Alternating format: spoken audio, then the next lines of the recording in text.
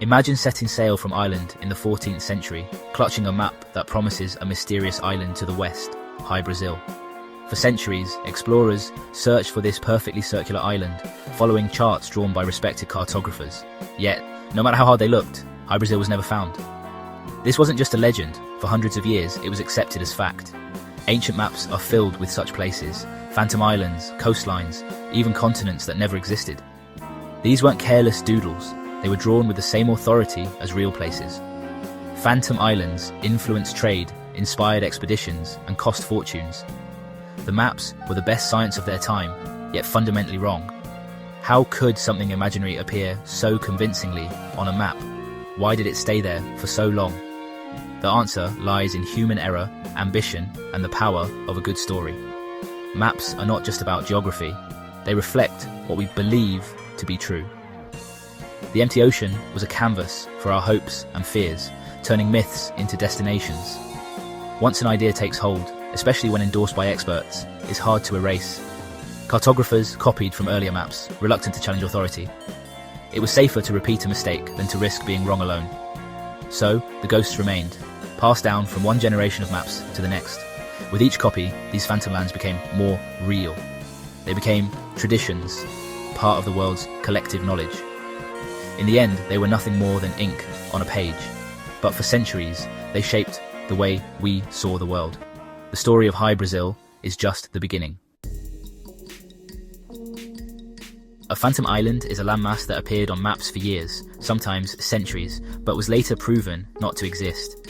Unlike mythical places like Atlantis, phantom islands were treated as real, complete with names, coordinates, and even descriptions.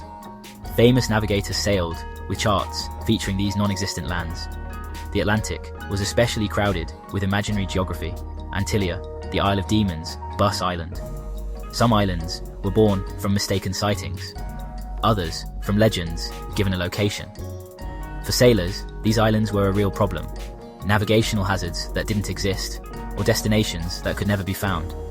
Maps were dynamic, constantly updated, but the information was often unreliable. A cloud bank mistaken for land, a navigational error. Once reported, these became facts on the next map. The concept of a phantom island shows the gap between seeing and knowing. They are monuments to the uncertainties of exploration and the limits of our knowledge. Maps are human creations, shaped by error as much as discovery.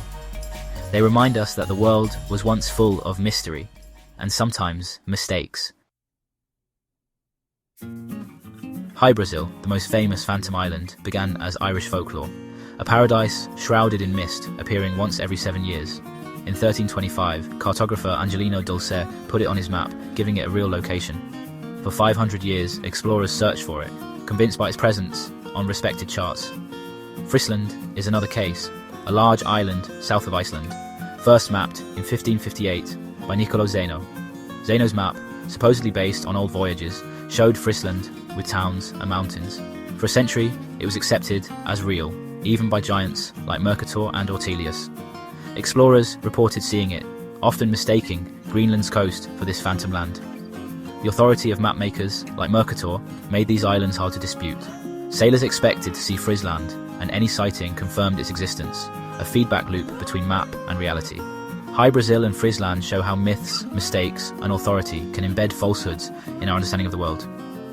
These islands weren't just errors, they shaped exploration and captured imaginations for centuries, all without ever existing. Phantom islands persisted because of human psychology, confirmation bias, and deference to authority. Cartographers copied respected predecessors, fearing the risk of removing a feature. Economic incentives played a role. Maps promising new lands were more valuable. An ocean dotted with islands suggested opportunity and wealth. Sometimes deception was deliberate. A nation might add a fake island to mislead rivals or claim territory. More often, mapmakers inserted fake details as copyright traps to catch plagiarists. Sandy Island, which appeared on maps for over a century, may have started as such a trap. Honest mistakes, economic motives, and intentional deception all contributed to a world full of phantom islands. The map was never purely objective. It was shaped by ambition, fear, and ingenuity. Every chart was a blend of fact, error, and sometimes secret signatures. The ghosts on the map were as much about people as they were about places. In the end, maps told stories. Some true, some not. Many phantom islands began with honest mistakes, tricks of light and mind at sea. Superior mirages, or fata morgana, could make distant objects look like floating islands. Fog banks and low clouds often mimicked the shape of land. Desperate sailors, primed to see land, would record out these illusions as discoveries. Icebergs, especially those covered in debris, could look like rocky islands, drifting and vanishing with the currents.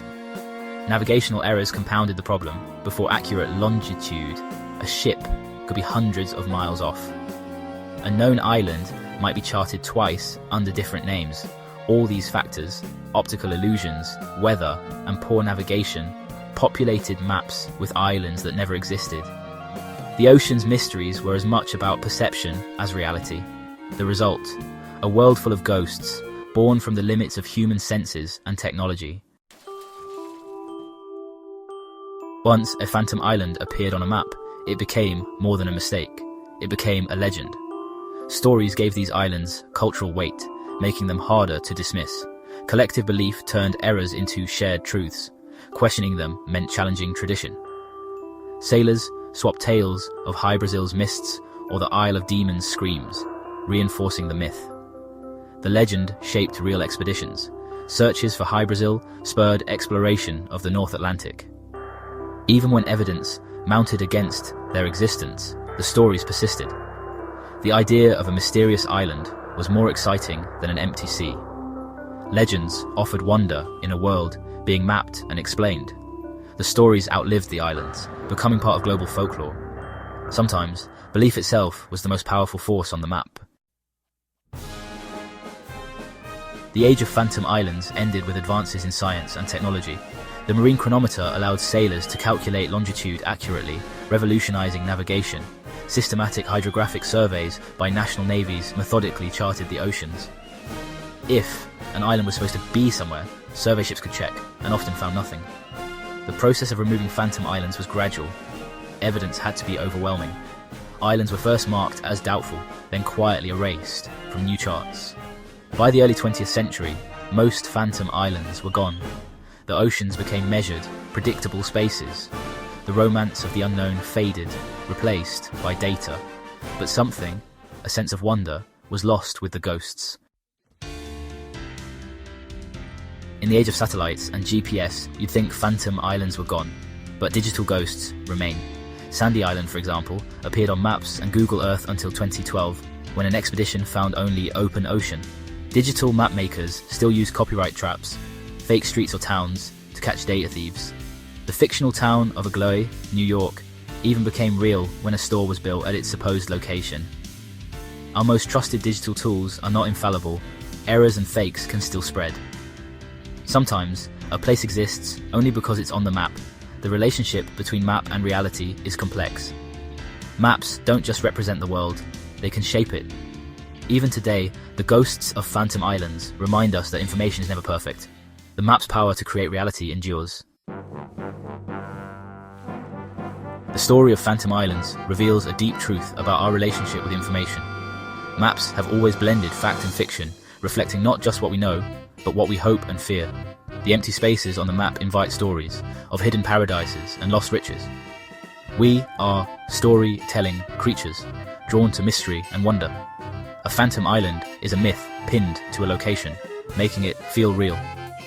Even in the digital age, we seek out new legends and unexplained phenomena. The impulse to believe in something beyond the known world remains strong. Maps are conversations between reality and imagination. The ghosts remind us our picture of the world is always incomplete. Sometimes, the most interesting places are the ones that never existed at all.